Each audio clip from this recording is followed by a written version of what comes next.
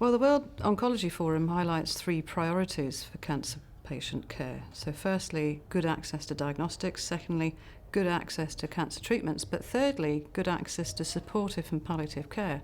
And whilst the first 2 are self-evident and well recognised, if you don't get good diagnosis, then you present late and you don't do well. If you don't get access to cancer treatments, you don't do well.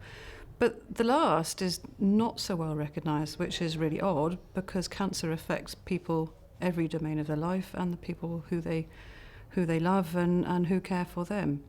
And if I ask a patient in the clinic, how are you doing?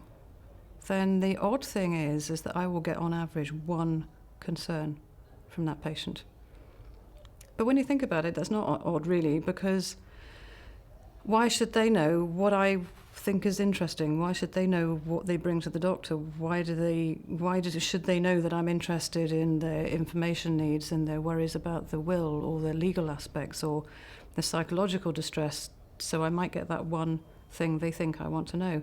If I use a systematic approach to ask them about their needs, I will get on average 10. That is a dramatic difference.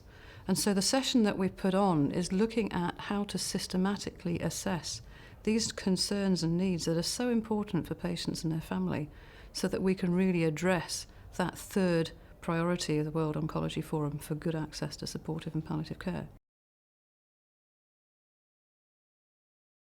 Well, it may be unresolved physical problems, so like persistent pain, nausea, fatigue. It may be psychological distress, anxiety, future worries about death and dying. They may be having a spiritual crisis. These are really important things that they may not bring into the clinic. They may not think I'm interested.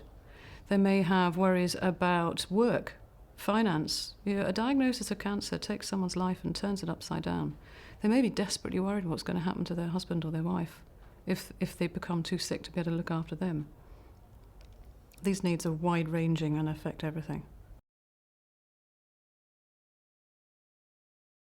Well, there's 2 ways you can approach this. Firstly, that you can help the clinician to have a structured approach to this, and the second is you can help the patient to have that structured approach and signal to them what's important. So one of the things that we're presenting at the session is about the needs assessment tool, Progressive Disease. Now, this is a clinician-rated tool developed by colleagues in Australia in the oncology clinic, which guides the clinician to remember to ask about the different issues that might affect the patient. So not only physical symptoms, but also that, the difficulties of activity of daily living, the practicalities of washing, cooking, cleaning, going to the shops, these real practical things that we may forget to ask, and the psychological things and those difficult things about levels of sexual intimacy or body image that, we can feel quite uncomfortable as clinicians to ask, and to have something to remind us to ask is important. The other important thing about the needs assessment tool is that it reminds us to ask about the carers' concerns. Carers are these unsung heroes who have a huge burden to carry. They didn't ask to be in this position, and they're having to watch someone they love terribly much, who's desperately important to them, go through this process and try and help as best as they can with no training. It just happens. And yet in the clinic, if they attend, they may be sat in the corner quietly, not realising that this is actually about their needs as well. So the needs assessment tool encourages us to ask about the carer's needs.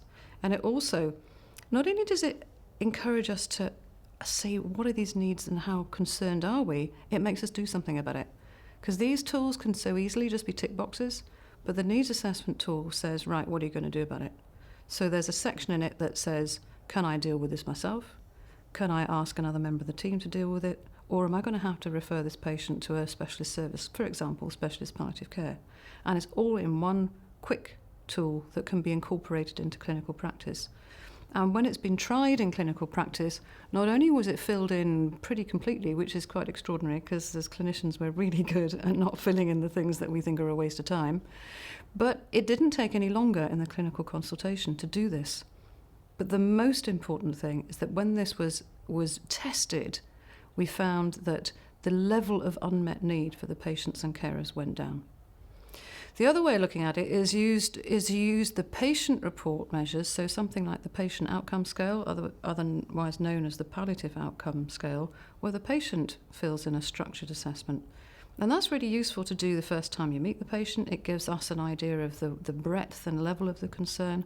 But then if we ask the patient to do this on repeat visits, it helps us monitor whether we really are helping. Because often, the patient might just give up telling us if we're just not being very effective. The first time the patient says, well, the pain's not much better. The next time the patient says, well, the pain's not much better. And then by the time the patient says, oh, it's all right, I know they've given up. So something which encourages that patient to say, no, we still need to work at this is very important. Well, I think historically we've been one of the first countries in the UK to take this seriously within cancer care.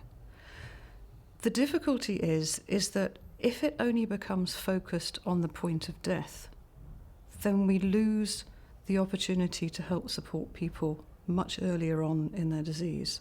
And we know that people experience great concerns right from the point of diagnosis. And so I think the concept of supportive and palliative care rather than end-of-life care actually is quite important. Then the end-of-life care flows naturally from the supportive and palliative care because we're systematically, routinely identifying the needs. And then we can triage them as to who is best there placed to care for these needs.